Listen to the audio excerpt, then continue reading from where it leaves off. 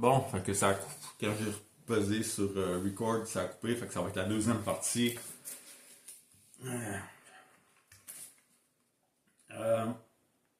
Ok. J'ai jamais considéré que mes écrits étaient irréprochables, mais ils étaient bien corrects. L'adresse courriel, c'était celle de ma fille qui est affichée à cause de son travail. Fait que c'est pas comme si j'ai fait des recherches pour les trouver, là. C'est à l'internet. Puis mon autre fille, j'ai pas son adresse courriel, mais j'avais toujours l'adresse courriel qu'elles utilisaient là, pour m'écrire. Je sais pas s'ils l'utilisent encore, j'ai aucune idée.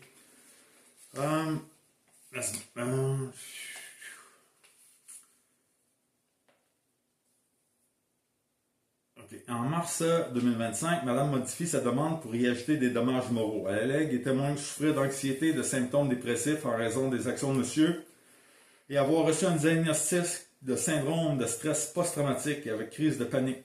Malgré la peur qui l'habite toujours, elle témoigne vouloir enfin se tenir debout devant son ex-mari. Mon ex est toujours tenu debout devant moi. Comme je vous ai dit, lors de mon déménagement en 2014, était dans ma face, ça de mon nez, puis était là, envoyé, frappe-moi, tu vas perdre ta job.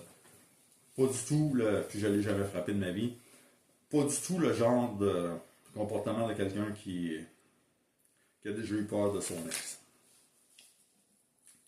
En août 2025, le procès pour cette demande modifiée est fixé pour une durée de 3 jours. Puis là, à cause que je suis allé en 10 jours en psychiatrie, là, ça a duré 2 jours et demi. En décembre 2025, M. produit l'exposé sommaire de ses moyens de défense. Il plaide surtout l'autorité de la chose jugée, alléguant que le jugement de la juge X a implicitement traité des dommages résultant de l'abus. Bien que cela n'était pas annoncé, le matin du premier jour du procès, l'avocat de monsieur demande de plaider immédiatement cette question de la chose jugée. Après avoir entendu les avocats des parties, le tribunal rejette cet argument. Il ne demeure donc que la question de la qualification et quantification des dommages résultant de l'abus de procédure conclu par la juge X. Avant la reprise suivant la pause du dîner de la deuxième journée du procès, le tribunal suspend le dossier. Monsieur doit être transporté d'urgence à l'hôpital pour une évaluation en raison des propos suicidaires qu'il tient avec ses avocats qui en informent le tribunal. Madame s'effondre. De son point de vue, monsieur a trouvé l'unique façon de la maintenir dans cet état d'assujettissement et de poursuivre sa violence envers elle jusqu'à l'ultime limite. Sa détresse est évidente. Mon ex, elle pleure sur demande comme ça. C'est moi qui est suicidaire.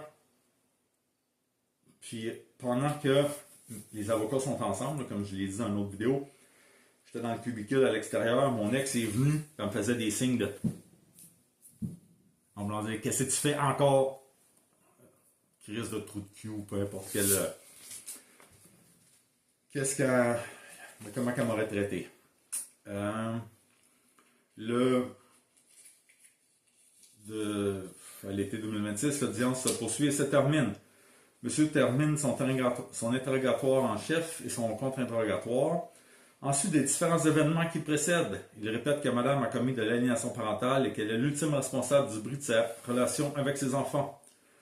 Lors de son contre-interrogatoire rigoureux, monsieur réitère que tout le monde s'est trompé de son ment et que cela fait 12 ans qu'il subit les conséquences des fausses accusations de madame. Visiblement contrarié par les questions qui lui sont posées, il affirme finalement le 12 novembre 2024 « J'aurais dû me crisser une balle dans la tête ». Mon ex pleure,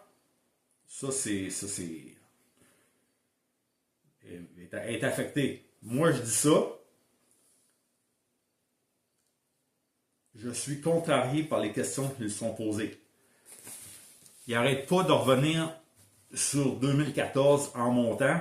Ça fait 12 ans que je me bats pour prouver mon innocence. C'est normal que je sois fucking contrarié, qu'il revienne encore là-dessus. J'ai passé 2 fucking examens polygraphiques. À un moment donné, là, ça va faire le niaisage.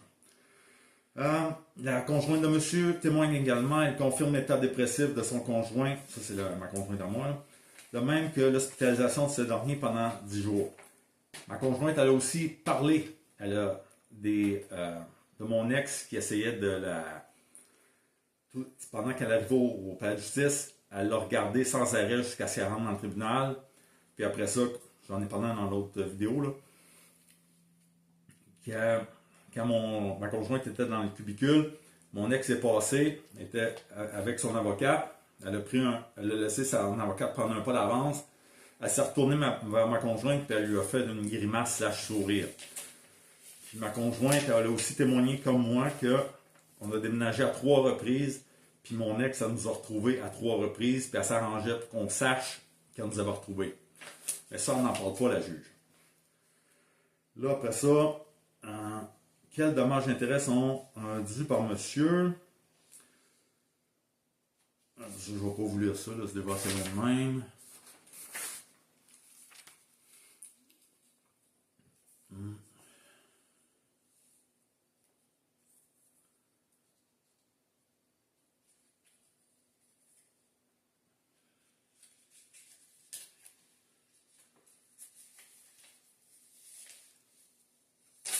C'est vraiment juste elle se base sur la jurisprudence et la loi là, pour.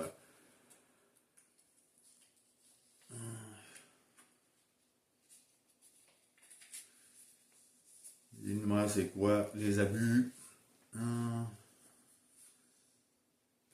Violence judiciaire, etc. Il parle d'un arrêt, de la jurisprudence. Discussion. D'abord, le témoignage de madame, quoique émotif, est sincère et nuancé. Entre autres, elle reconnaît les événements qui ne la mettent pas en lumière et insiste avec justesse sur ceux dont elle est certaine. Le tribunal n'a aucune raison de douter de la franchise de son témoignage qui est corroboré à plusieurs égards par ses déclarations antérieures et concomitantes aux événements des déclarations sous serment de tiers ou des documents émanant de monsieur. Tout à fait faux. Elle s'est fait prendre à mentir par mon avocat. La juge n'en parle pas. Elle n'a pas parlé qu'elle disait qu'elle me garochait au sol alors que dans ses déclarations, elle disait que je la tassais. Elle n'a pas parlé que dans son chose psychiatrique, son rapport psychiatrique qu'elle a déposé, elle disait qu'elle avait eu une enfance normale. Mon avocat a réussi à y faire avouer qu'elle avait été victime d'agression sexuelle par son frère. Au début, elle niait. Après ça, elle a dit que c'était un jeu avec son frère, pour finalement dire que c'était arrivé à une couple de reprises. Moi, elle m'avait dit qu'elle s'était fait abuser sexuellement par son frère de 7 ans à 16 ans. À l'opposé, le témoignage de monsieur suscite plusieurs réserves. Il témoigne froidement, sans émotion et en fermant les yeux par moments.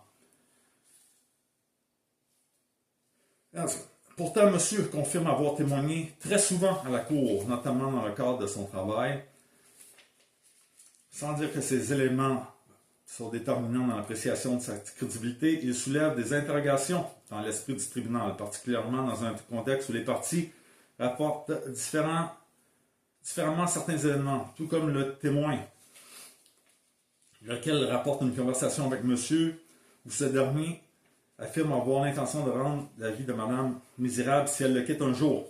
Le comportement non-verbal de monsieur crée un malaise difficile à ignorer. Minimalement, ce comportement de monsieur corrobore les propos de monsieur Séguin. Voyons donc.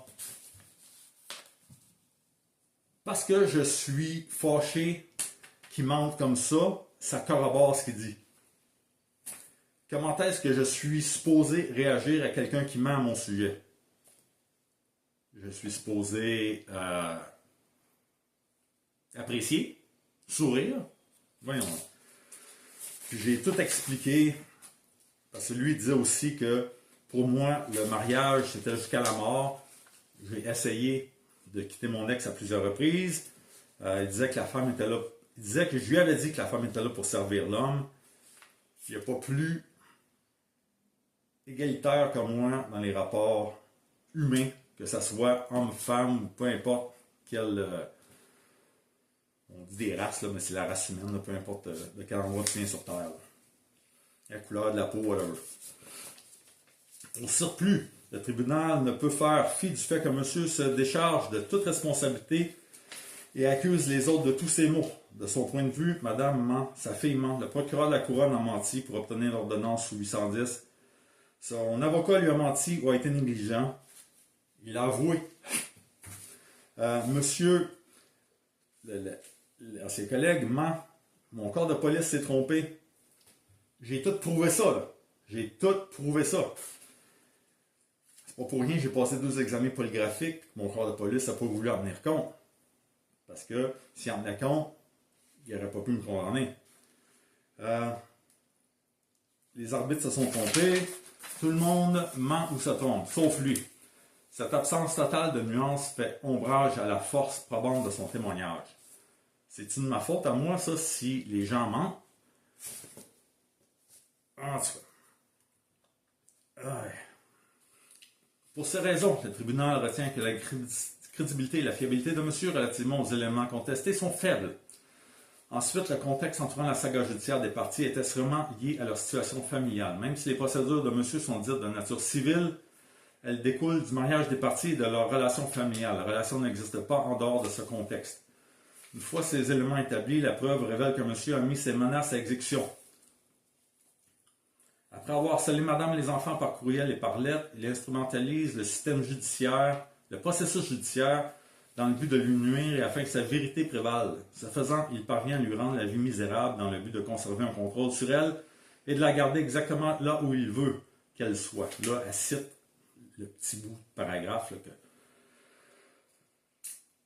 si mon ex n'avait pas fait de fausses preuves, de fausses accusations contre moi, je ne l'aurais pas poursuivi. Mais ça, nulle part à part de ça. Ces actions constituent de la violence insidieuse et répétée envers madame, ne sent bien plus que des marques physiques sur son corps. Monsieur la paralyse. Et cela doit cesser maintenant. Ainsi, en sus de l'abus de procédure déclaré par le juge X relativement à la demande, le tribunal conclut que ce dernier a globalement fait preuve, minimalement, depuis 2019, d'abus de procédure afin de violenter madame. Ce comportement blâmable et peut être sévèrement sanctionné.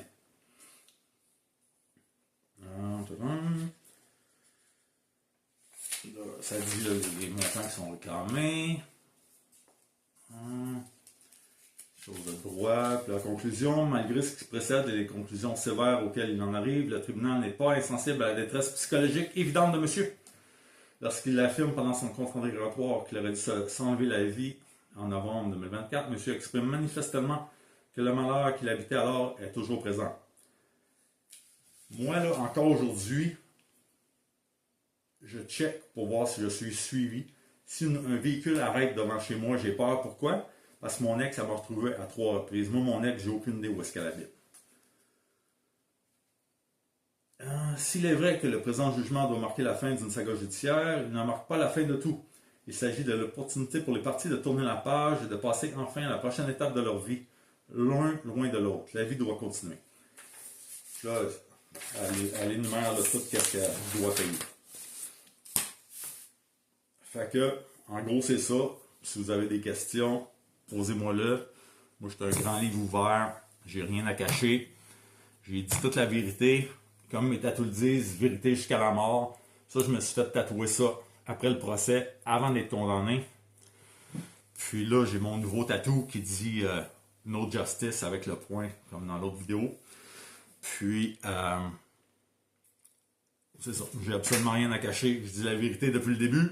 Fait que je suis en tabarnak d'avoir été condamné pour quelque chose que j'ai pas fait. Puis, ben c'est ça. Okay. Merci tout le monde.